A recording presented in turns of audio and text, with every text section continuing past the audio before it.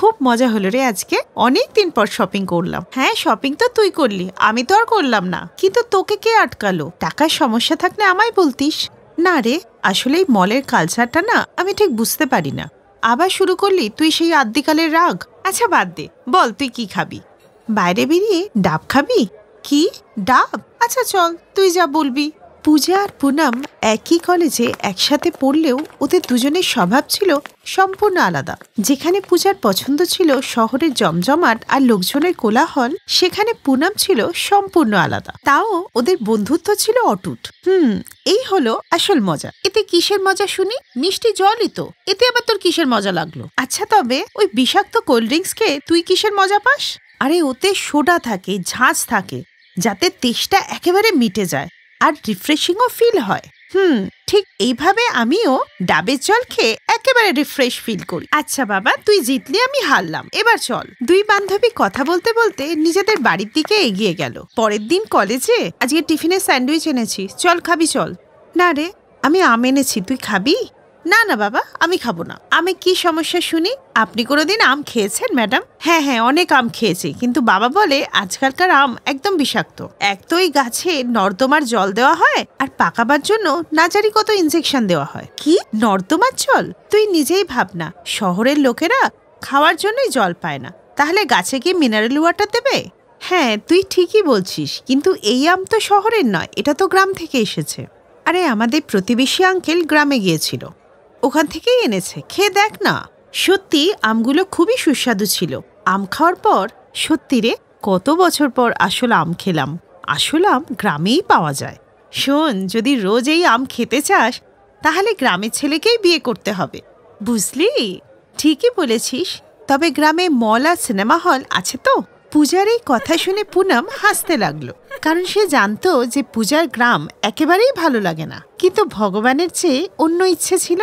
পূজার বাবার বন্ধু গ্রামে বড় কৃষক ছিলেন। পরে পূজার বাবা শহরে চলে আসেন আর এখানেই থেকে যান। সময়ের সাথে সাথে বন্ধুত্বটা সম্পর্কে বদলে যায়, আর পূজার বিয়ে ওর বাবার বন্ধুর ছেলে আরুষের সাথে হয়ে যায়। আমি জানি যে গ্রাম তোমার একদম পছন্দ না। না না, ওরকম কোনোই ব্যাপার না। আসলে আমি শহরেই বড় হয়েছি তো, তাই শহরটাই বেশি ভালো লাগে। কিন্তু আমার গ্রামই পছন্দ, কারণ আমি এখানে বড় হয়েছি, আর আমি শিওর যে কয়েকদিনের মধ্যে তোমারও এখানে ভালো লাগবে। তারপর একদিন, কি ম্যাডাম, তুমি যে একেবারে গ্রামের হয়ে গেলে, কি বলি বলতো? বাবাও বললো আর আমিও বিয়েটা করে নিলাম। বারণ করলি না কেন? হ্যাঁ সে পারতাম, কিন্তু আমার তো আরুষকে খুব পছন্দ, তার জন্য তো গ্রামে আসতেই হতো। হ্যাঁ ঠিকই, আর একসাথে তো জীবনে সব স্বাদ পাওয়া যায় না। হ্যাঁ, স্বাদ থেকে মনে পড়লো, এখন তো পিওর স্বাদ পাচ্ছিস, না নর্দমার জল না ইনজেকশন। হ্যাঁ রে, এই কথাটা তুই একদম ঠিক বললি। তুই জানিস, এখন আমি যাই রান্না করি না কেন খুব টেস্টি হয়। আমার বর আর শ্বশুর তো খুবই প্রশংসা করে। আর আসল কথাটা জানিস কি? বল। আমাদের বাড়িটা না একদম আমবাগানের মাঝখানে। কি দারুণ লাগে জানিস তো? সত্যি বলছিস? হ্যাঁ রে, মাঝখানেই বড় বাড়ি। বাড়িতে 7-8টা ঘর, আর আশেপাশে প্রায় 300-400টা আমের গাছ। এইসব শুনে আমার না তোর উপর খুব হিংসে হচ্ছে। আরুষ যদি আমাকে বিয়ে করে নিত না। ওনার বিয়ে তো হয়ে গেছে ম্যাডাম, তাহলে যদি এতই ভালো লাগে তাহলে চলে আয় ঘুরতে। বাবা বলছিল যে নেক্সট মান্থ থেকে আমের সিজন শুরু হচ্ছে। ঠিক আছে, আসছে তবে। এই শুনে পূজা খুব খুশি হয়, কিন্তু ফোন রাখতে শাশুড়ি মা ওকে ডেকে বলল, পূজা বৌমা, একটু বাইরে এসো তো মা। হ্যাঁ মা, যাই। আমি লঙ্কার আচার বানাতে যাচ্ছি, তুমি কি শিখবে নাকি আগে থেকেই জানো? না না মা, আমি জানি না। ঠিক আছে বৌমা, চলো আজকে লঙ্কারটা শেখাই, তারপরে আমেরটা। ওরা যখন এসব বলা বলি করছিল, তখনই সেখানে পূজার শ্বশুর আসে। আরে শাশুড়ি বৌমাতে কি কথা চলছে? না না, আমি বৌমাকে লঙ্কার আচার বানানো শেখাচ্ছি। খুব ভালো, কিন্তু বৌমা, আমের আচারের কোনো তুলনা হয় না। হ্যাঁ হ্যাঁ বাবা। আচ্ছা বাবা, এই গাছে এত আম হয়, এই আমগুলো দিয়ে কি করা হয়? আরে অর্ধেক আম তো তোমার শাশুড়ি আর বর মিলেই খেয়ে নেয়, আর যা কিছু বাদবাকি থাকে তার ঠিকাদার এসে নিয়ে যায়। এইটা ভালো, তাহলে তোমাকে কোথাও তো যেতে হয় না। সে তুমি ঠিকই বলেছ, কিন্তু ঠিকাদাররা ঠিকঠাক পয়সা দেয় না, ওদের ইচ্ছে মতো দেয়। মানে এই যে গ্রামে সবার বাড়িতে অনেক আমের বাগান, তাই অনেক আমের চাষও হয়। তাই সবাই ভাবে চা পাচ্ছি, যেভাবে পাচ্ছি দিয়ে দিই, তাই কেউ দর কষাকষি করে না। তাও ওরা কত দামে কেনে? 100 কিলো বেচলে ওই 1500 টাকা মতো পায়, এই আর কি। ব্যাস, মাত্র 15 টাকা কিলো? তোমরা জানো আমাদের শহরে ওই পচা আমগুলো 50 থেকে 100 টাকা কেজি। হ্যাঁ বৌমা, সে তো আমি জানি, কিন্তু কি আর করা যাবে। ওই দিন পূজা সত্যিটা জেনে অবাক হয়ে যায়। আর কিছুদিন পর পুনম ওদের গ্রামে বেড়াতে আসে। তুই জানিস না পূজা, গ্রামে এসে আমি কতটা খুশি হয়েছি। শহরে তো সেই 9 to 5 জব আর 3 ঘন্টা মেট্রোতে ধাক্কা খাওয়া। আর গ্রামে দেখ কত শান্তি। 1 মিনিট, তুই জব করতে শুরু করলি? হ্যাঁ রে, এটা মার্কেটিং কোম্পানি, স্যালারি ঠিকঠাকই দেয়। আর আমায় দেখ, আমি জবলেস। তাও আমার কাছে অনেক লোক আছে যারা ক্ষেতের কাজ করে আর বাগান দেখে। এরপর 2 বান্ধবী গল্প করতে করতে গোটা গ্রামটা ঘুরে দেখলো। এরপর সন্ধেবেলা অর্ধেক আম বিক্রি হলো, এবার আরো কম পেলাম, 1400 টাকা। কিন্তু আঙ্কেল, এটা তো অনেক কম। তা আপনি শহরে গিয়ে কেন আম বিক্রি করেন না? শহরে কাউকে চিনিও না, আর এসব কে নিয়ে যাবে? আর নিয়ে গেলেও সঠিক দামে কোথায় বা বিক্রি করব। তারপর পুনম ভাবতে লাগলো কিভাবে এই সমস্যার সমাধান করা যায়। শোন না, আমার মাথায় একটা আইডিয়া এসেছে। এরপর পুনম পূজার শ্বশুরবাড়ির লোকেদের বলল, আঙ্কেল, আমরা এখান থেকেই আমের বিজনেস শুরু করব। আপনার আমের কোয়ালিটি খুব ভালো। আমি এই অর্গানিক আমগুলোকে নিয়ে একটা ব্র্যান্ড বানাবো। আমি এর ব্র্যান্ডিং করব। আমরা আমের নানা রকম প্রোডাক্ট বানাবো। শুধু আপনাকে সাহস করে একবার ইনভেস্ট করতে হবে। হ্যাঁ হ্যাঁ, তার জন্য আমি তৈরি। ব্যাস, তাহলে তো গোটা গ্রামের সমস্যাই শেষ হয়ে যাবে। আপনারা শুধু দেখবেন শহরের লোকেদের এই গ্রামের আমের প্রোডাক্ট কেমন পছন্দ হয়। সবারই পুনমের কথা ঠিক মনে হয়েছিল। এর কিছুদিন পর পূজা আর পুনম সমস্ত ডকুমেন্টস আর লাইসেন্স রেডি করলো। তোমাকে অনেক ধন্যবাদ পুনম্মা, তুমি যে গ্রামের সমস্যাটাই সমাধান করে দিলে। আজ তোমার জন্যে গ্রামের লোকেরা কাজ পেল। হ্যাঁ বাবা, এইসব তো আমিই ওকে শিখিয়েছি। তুমি গ্রামে থেকে গেলেই ভালো হতো পুনম্মা। ইচ্ছে তো আমারও করছে আঙ্কেল, কিন্তু শহরে আমার জব আছে, ফ্যামিলি আছে। পূজা বলছিল যে তুমি নাকি গ্রামে থাকতেই পছন্দ করো। তাই বলছিলাম কি, আমার ভাইয়ের ছেলে রাহুল, সে খুব ভালো ছেলে। ওদেরও পাশের গ্রামে বড় আমের বাগান আছে। তুমি চাইলে তার সাথে কি তোমার বিয়ের কথা এগোবো? আরতি দেবীর এই কথা শুনে পুনম লজ্জা পেয়ে পূজাকে জড়িয়ে ধরে। আর এই শুনে 2 বান্ধবী খুব খুশি ছিল।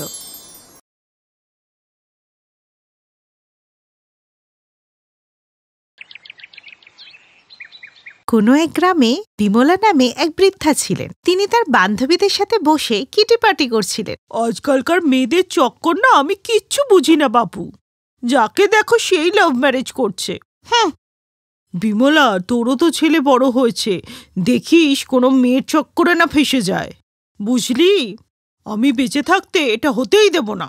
আমি তো আমার ছেলের বিয়ে নিজে দেখে দেব, আর পনে একটা গাড়িও নেব, আর তারপর পায়ের ওপর পা রেখে গ্রামে বুক ফুলিয়ে চলবো। এইসব নিয়ে ওরা গল্প করছিল।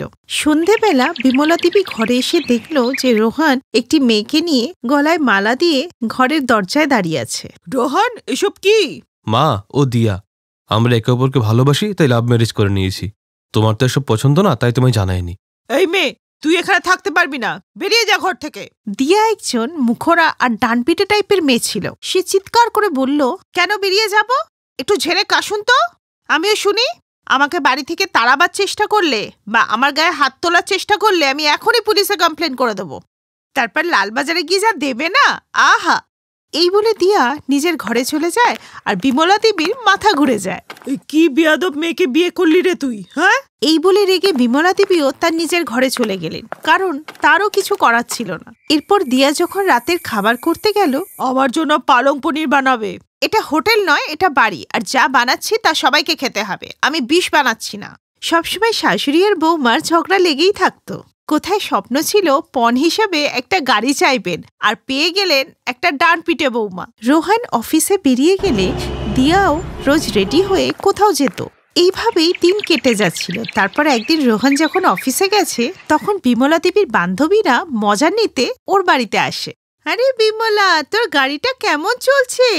বৌমা তোর কথা শোনে তো? তখনই দিয়া রেডি হয়ে নিজের ঘর থেকে বেরোলো। বৌমা, আমাদের জন্য চা বানিয়ে আনো। আমি কোচিনে যাচ্ছি চাকরির ইন্টারভিউর প্রিপারেশন নিতে। এইবারে বৌমা হয়ে তুমি চাকরি করবে? যাও শিগগিরই চা বানিয়ে আনো। এই শুনে দিয়ারও মাথা গরম হয়ে গেল। শুনুন, না আমি আপনার বাড়ির কাজের ঝি, না আপনি আমাকে কিনে রেখেছেন। আমার যা ইচ্ছা আমি তাই করব। আমি ওই পুরোনো কালে শাশুড়ির বগল দাবা হয়ে থাকা বউ নই। এই বলে দিয়া ওখান থেকে চলে যায়।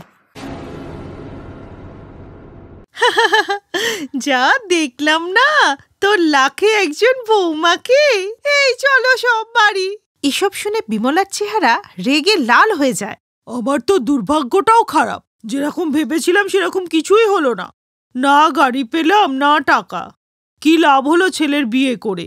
এই ডাইনিকে তো বাড়ি থেকে আমি তাড়াবই। পরের দিন রোহান কাজে বেরিয়ে গেলে বিমলা দেবী পাড়ার একটা পুরোহিতের সাথে দেখা করেন। ঠাকুরমশাই, আপনি তো সবই জানেন, আপনাকে কি আর বলবো। তাই আপনি আমার ছেলের জন্য একটা ভালো দেখে মেয়ে খুঁজে দিন তো, যার সাথে আমার ছেলের আবার বিয়ে দিতে পারবো আর ওই ডাইনিকে তাড়াতে পারবো। আপনার ছেলের জন্য একটা মেয়ে আছে। ঠিক আছে ঠিক আছে, তাহলে আপনি ওই মেয়েটাকে না আমার বাড়িতে পাঠিয়ে দিন। বিমলা সবেমাত্র বাড়িতে গিয়ে বসেছে, সেই সময় ঠাকুরমশাইয়ের পাঠানো রাগিনী বাড়িতে চলে আসে। আরে এসো এসো, লজ্জা পেও না, এটা তোমারই বাড়ি। তুমি তো এই বাড়ির বউ হতে চলেছো। যাও, সামনে রান্নাঘর, দুজনের জন্য চা বানিয়ে আনো। ঠিক আছে মা। এরপরে রাগিনী রান্নাঘরে চলে যায়, আর দিয়া অনেকক্ষণ ধরে এসব দেখে রাগ সামলাতে না পেরে সেও রান্নাঘরে যায়। এটা আমার রান্নাঘর, কোনো অচেনা লোকের এখানে জায়গা নেই, বেরো এখান থেকে। আমাকে মা ডেকেছে, আমি এই বাড়ির হবু বউ। এইভাবে রোজই ঝগড়া হতো। একদিন তো সব সীমা পেরিয়ে গেল। এই দিয়া, তুই বাড়ি থেকে বেরোতো। তুই ঠিক করে না কথা বলতে জানিস, না কারোর সাথে ব্যবহার করতে জানিস। আমি রোহানের আবার বিয়ে দেব রাগিনীর সাথে। ঠিক আছে, রোহান যদি ওর সাথে বিয়ে করতে চায় তো আমি বেরিয়ে যাব। এই বলে দিয়া বাড়ি থেকে রেগে বেরিয়ে গেল, আর বিমলা দেবী খুব খুশি হলেন। ভালোই হয়েছে, আপত্তা বিদায় নিয়েছে। এবার আমি রোহনের সাথে তোমার বিয়ে দেব। সন্ধেবেলা রোহান এসে দিয়াকে দেখতে না পেলে, তুই কাকে খুঁজছিস? তোর দিয়া বাড়ি ছেড়ে চলে গেছে। কিন্তু তুই টেনশন করিস না, তোর বিয়ে আমি এই মেয়ের সাথে করাবো। খুব ভালো মেয়ে। তোমার ভালো মেয়ে তোমার কাছেই থাক, আমি দিয়াকে খুঁজতে যাচ্ছি। এরপর রোহান দিয়ার খোঁজে বেরিয়ে পড়ল, আর রাত্রিবেলা বিমলা দেবী আর রাগিনী গল্প করতে লাগলো। মা, আমার না খুব ঘুম পাচ্ছে, আমি যাই, আর তুমিও ঘুমিয়ে পড়ো। মনে হচ্ছে না রোহান রাতে আসবে বলে। ঠিক বলছিস তুই, অনেকদিন পর একটু শান্তিতে ঘুমোবো। বিমলা দেবী নিজের ঘরে গিয়ে ঘুমিয়ে পড়লেন, কিন্তু কিছুক্ষণ পরে হঠাৎ বাসন পড়ার আওয়াজে ওনার ঘুম ভেঙে গেল। আওয়াজটা তখনও হচ্ছিল। এটা কিসের আওয়াজ? চোর ঢোকেনি তো? দেখি গিয়ে। বিমলা দেবী পা টিপে টিপে এসে দেখলেন যে রাগিনী জিনিসপত্র চুরি করছে। এ তুমি কি করছো?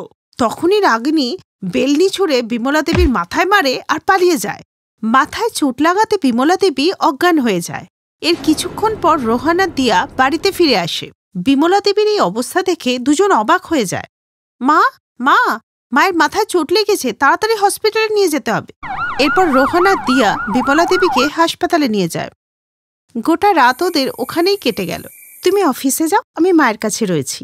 রোহানের আর্জেন্ট কাজ ছিল, তাই সে অফিসে চলে গেল।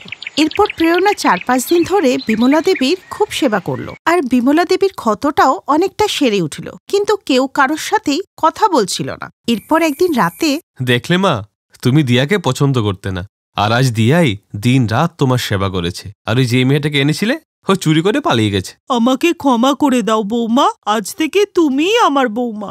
মা, আজকে তোমার ডিসচার্জ হবে, কিন্তু এটা ছাড়াও আর একটা খুশির খবর আছে। আমি এতদিন ধরে যে চাকরিটার জন্য চেষ্টা করছিলাম, সেই চাকরিতে 1 লাখ লোক ফর্ম জমা করেছিল, কিন্তু তার মধ্যে থেকে কোম্পানি আমাকেই সিলেক্ট করেছে। তাই সামান্য ডাউন পেমেন্ট করে আমি একটা গাড়ি কিনে নিয়েছি। আর মা, আজকে আমি আপনাকে ওই গাড়িতে করেই বাড়িতে নিয়ে যাব।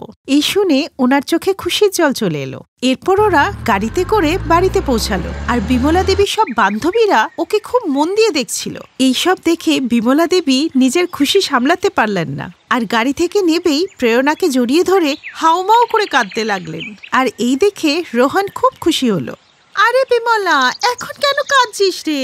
তোর বৌমা তো তোর গাড়ি স্বপ্ন পূরণ করে দিল, এখন ঠাটে গাড়িতে করে ঘুরবি। এরপর বিমলা দেবী তার ছেলে বউকে নিয়ে সুখেই থাকতে লাগলো। Thanks for watching.